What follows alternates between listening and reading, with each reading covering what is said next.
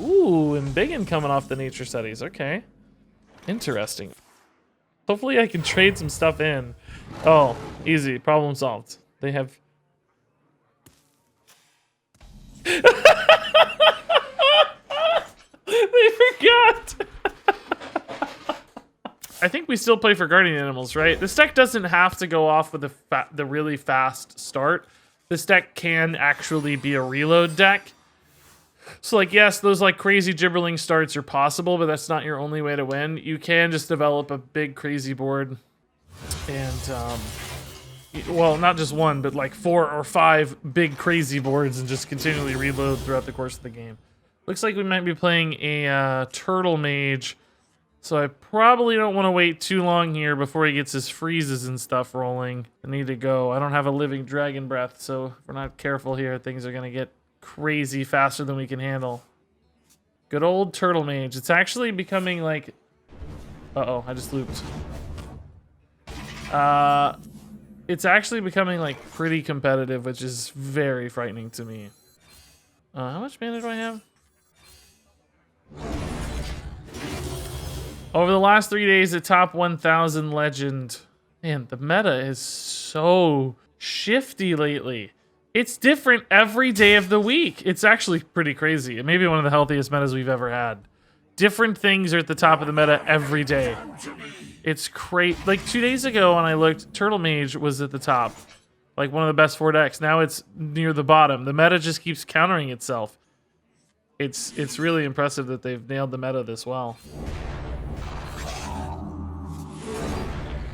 And really, I don't even think anything needs to be nerfed right now. Like, man, Shaman is perhaps the only weak link in this otherwise almost perfectly balanced meta. It's crazy how many things are viable right now, and it's moving every day.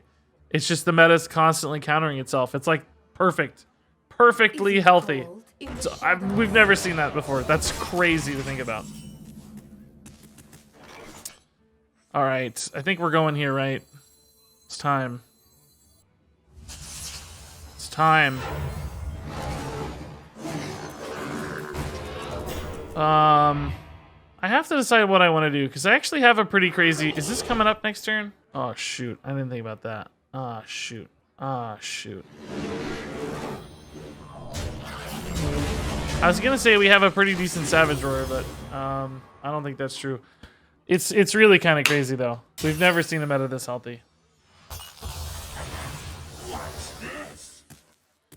I mean, Savage Roar gives me so much game-ending potential. I just have to stick stuff. I mean, it's kind of hard right now, honestly. We're a little light on mana next turn. I thought I just picked up a mana crystal. That's like, man, I'm gonna throw my mana at you, bro. Doomsayer. Okay. I think that's fine. If I push a little extra damage here, I think I might as well. I don't really care about the 1/1. I'm definitely not trying to stop the Doomsayer here, because frankly his board's almost as good as mine at this stage. So it's really just take my 3-drop and call it a day. What would you replace Shu'ma with? I haven't played the deck enough to really tell you. It may not be replaceable. I think the idea is to give you another big turn 7 play with your natural ramp curve off Overgrowth, and Shu'ma's really good at that. Oh my god. Salad's Pride's amazing. We get double Gibberling off that. I mean, I guess I'm sad it's so easy to ping off, but at least there's some upside along the way, right? I think this is the Shu'ma, actually. Is this deck running Flame Ward, guys? I don't know. I haven't seen the latest turtle lists. Or is this even... Oh, no, this is just off Wand Thief. They're not running any secrets. Yeah, we don't know. No way to know. I guess that means we play Shu'ma. Or try to, unless that's a counterspell. Mirror Entity here would be kind of wild. But thankfully, they don't really have a follow-up on the Mirror Entity. Amazing. Shando is deceptively bad. Yeah, she felt so terrible when we played her on Tuesday. And we drew her every single game. I'm still tilted, honestly. It was nice just playing Fall Guys yesterday and taking a break, honestly. I needed the day off of Hearthstone, for sure. This has to be lethal with Savage Roar still, right? Like, he's healing... Well, we don't know the secret, actually. Yeah, we don't know. We can't really say with any confidence, huh? Let's see what this gets us first. Oh, does this change anything? We already tested Counterspell last turn with Innervate. We know it's not that. Too many minions. I have too many minions. I guess we just go anyway, because, God, this is really hard to know, guys. This is really hard to guess the right decision here. Also, I feel like I'm wasting one of these. Definitely trading these guys in since they, Oh, sick, okay. Is this lethal? I didn't really count. I don't know. I have no idea. I don't think it is yet. I think we're short. Yeah, we're short. Still a good board, though. Certainly have follow-up next turn. He can't do anything with the turtle yet except freeze it, but I can't actually kill a turtle. So freezing might be enough if he has double turtle. Did he already burn through his weapon, by the way? I didn't even realize that. Oh my god. Oh, the barrier kept him alive at 8 exactly. Wow. Oh, Rusty Raider's just way too slow. There's no way. Unless he has a flame ward tucked behind there. Oh, or that. Or that. I can't even bees off my own minion, dude. Okay, this turn 9, if he has double turtle right now, we would actually, or no, even if he has a single turtle now, he can freeze and bounce. 9 is where it gets bad. I don't have a way to deal 8. I mean, I could go face for 8 eventually, but he's gonna have heal potentially too. I have no direct damage other than Savage Roar could help accelerate me. Nature Studies could find me something. I mean, the odds of him having, I guess, double turtle or having the turtle is not even super high yet. Clearly doesn't have the turtle. He had a potion. That's not gonna matter. What if he had double potion or anything? What deck is this? This is a Shu'ma token Druid from Ike.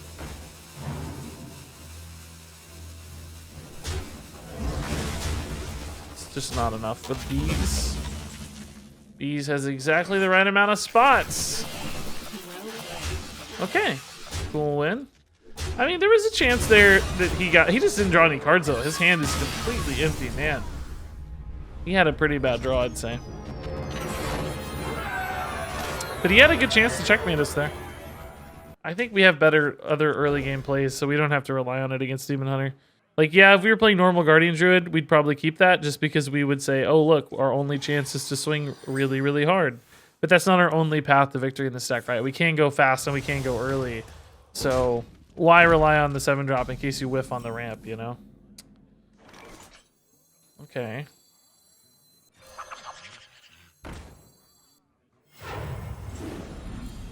Okay.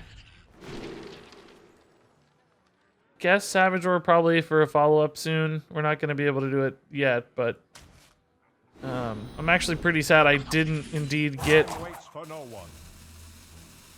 an easier spell to play because I'm not going to get as many minions now.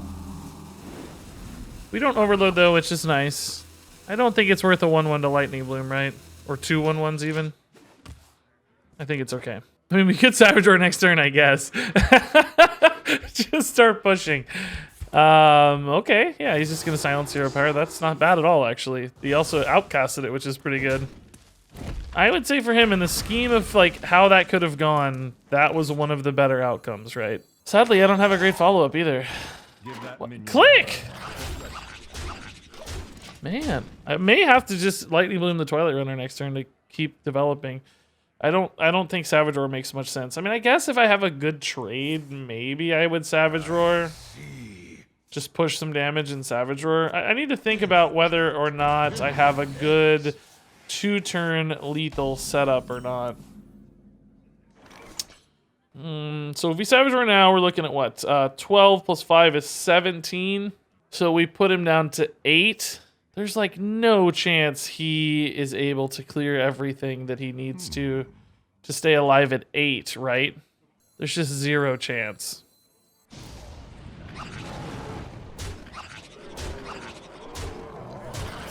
I mean, there is a chance. I'm not, you know, being disingenuous. There's a chance, but he's on board at least leaving 3 minions alive, and I only need 2 to live to deal 8 next turn, right? That changes the math a little. healing for 4. But that still is leaving 3 minions up. Which is, what, 6, 9, 11, right? I can also hero power just to make it a little overkill. Okay. Cool. That was a weird game. Why is the Guardian Animals package in this deck? Because the deck still runs a ton of ramp, right? It's actually a mix of normal, fast Gibberling token Druid and Guardian Animals Druid, because it's got a lot of payoff 7 mana stuff. Shu'ma and Guardian Animals both pay off big time in this list. So it's not a token Druid that gasses out immediately. So, you know, there's been a couple varieties of token Druid throughout the years. There was like the Patches era token Druid that went really fast and dumped everything and ran out of gas on like turn 3, right? And then we also had the era of like the Violet Teacher of old token Druid that played it a little bit more reload oriented and a little bit more mid game oriented. It was about stabilizing a big board in the mid game as opposed to just rushing out, you know, so more Soul of the Forest stuff. We even saw that with like Glowfly Swarms and Shu'ma and Treants play more of the kind of mid gamey style. This is more of the mid gamey style, less of the super aggression. Although you can see it's possible to go hyper aggression as well. All right, this is not great because he can just hero power down the spell burst one, and I don't really have a good follow up yet. But it's still just pressure, and it's making him do stuff, which is fine. Maybe he wants to coin a Wild Growth or something. I don't know. Yeah, I think Guardian Animals is indeed the default at this stage. Totally hear that. I don't know. Do I want to just get the Violet Teacher down? The problem is I don't really have any follow-up, right? I'd rather just innervate a Guardian Animals or follow up with a Cult Master next turn if there's something to trade into. So I don't think using the innervate right now is worth much. Like, yeah, if I top deck Nature Studies, I'll wish I've had the Violet Teacher, but I can still do that next turn. So it seems like it would be an overcommitment for now. Massive love from Wales. Oh my gosh, dude. I love listening to the Welsh accent and language, and just all of it's like so fascinatingly cool and complex sounding. Tickles the ears, if you will. Ooh, and Biggin coming off the Nature Studies. Okay. Interesting. Ooh. Yeah, we'll just play this naked for now. Don't let my wife hear. And I want to hold for the Guardian Animals, right, in case this gets dealt with. I mean, frankly, I kind of have to be careful about the Violet Teacher, though, now, because I don't want to take up too many board spots. Hopefully I can trade some stuff in. Oh, easy. Problem solved. They have...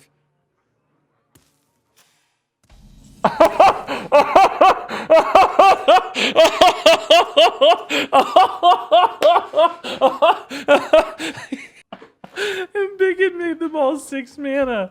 Oh god, that is a treasure right there. For anyone who missed it, they tried to Guardian Animals, but they had previously played in Biggin, which made their 5 mana beasts cost 6, so they no longer get summoned by Guardian Animals. I have a problem now too, though, that I can't really do anything very much this turn. I think I'm just gonna play this, man. It's like, I don't really need it. I'm gonna hit very likely a Twilight Runner. Well, not very likely, but usually we hit a Twilight Runner. A natural mistake. I feel bad. I wouldn't have thought about it either. Like, I'm not making fun of them. That's a mistake I would make 100% of the time, but it's still pretty funny. And it's a good moment. Still a big Gidra, man. That Embiggen made Gidra pretty awesome. That's something to think about playing with, by the way. That's kind of cool. Gidra's such an insanely big minion already. Good trades on the Gidra. Good Bog Beam.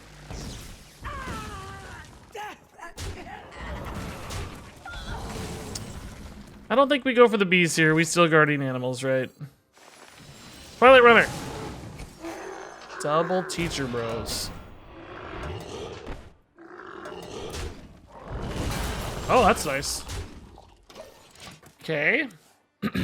I mean, it's like, all things considered, great recovery turn with the Gidra, honestly. To be that far behind and just waste 7 mana. We really have not hammered home our advantage, you know? We didn't have like a Savage Roar to punish or anything. What race is Speaker Gidra? She looks like a Tauren to me, right? I think she's just she's one of the like high mountain Taurens. Like they have a different horn style. They're more like moose than cows. Does that sound right to anybody who really knows what they're talking about? Forget what I don't know if they have an official name, but I think they're in High Mountain and they have moose antlers instead of like horse, or not horse, horse antlers. Instead of like cow horns, you know, sharp horns. They got antlers. They're this instead of this. That's the best way I can summarize it. Time goes short.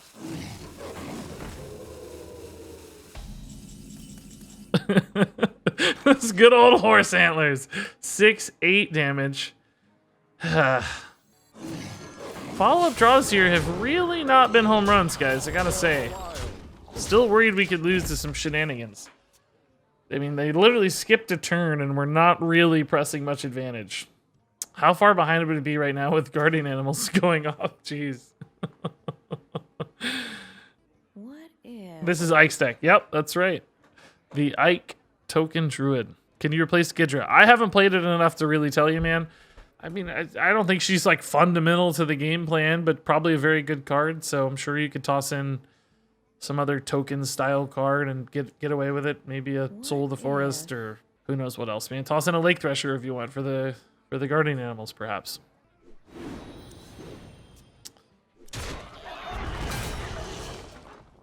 Okay. Owl's all we need. That's fine. Ooh, 4 mana Brightwing. Wow. Is that? That's in the deck. What?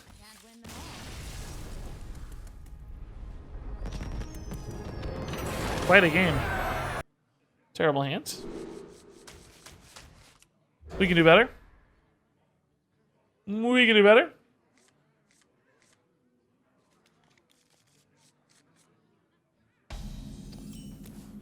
That's probably better, honestly. Love guardian animals. Priest is always tough, though. How did the invitational go? What invitational? I didn't participate in any invitational. There's no video. There's no video record of that event. It didn't go great, man. It was fun. I was happy to be there. But from a performance standpoint, it didn't go great, man. It didn't go great. I mean, honestly, I thought we played okay. It's not like I played bad. We just had bad matchups, and it really kind of went okay as far as, like, you know. We weren't missing lethals or anything. Nothing like that. Just... Am I wrong to wait, guys? I don't know, man. I don't know. Just feels weird to commit to a Violet Teacher without, like, a Savage Roar. I think if I had a Savage Roar, I would totally commit to the Violet Teacher, but I don't.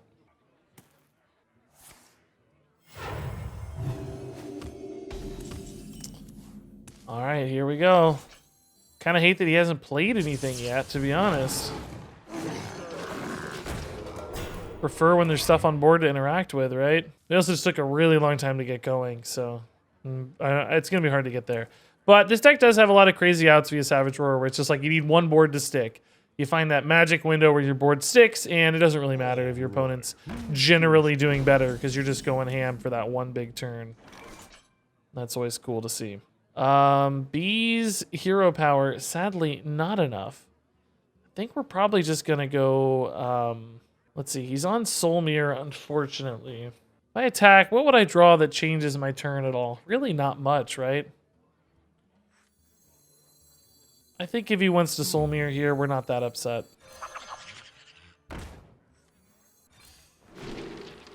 Oh, I was gonna play the Power of the Wild, but I think we'll go Blessing instead.